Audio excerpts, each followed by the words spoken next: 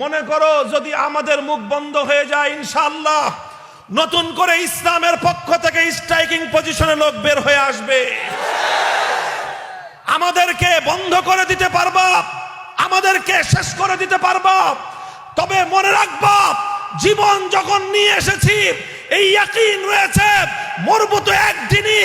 হায়াত যতটুকু আল্লাহর পক্ষ থেকে এসেছে, এক মুহূর্ত হায়াত থাকা পর্যন্ত, এক সেকেন্ডের হায়াত বাকি থাকা পর্যন্ত আমার এই জীবনের প্রদীপ নিভিয়ে দেওয়ার ক্ষমতা পৃথিবীর কারো নাই।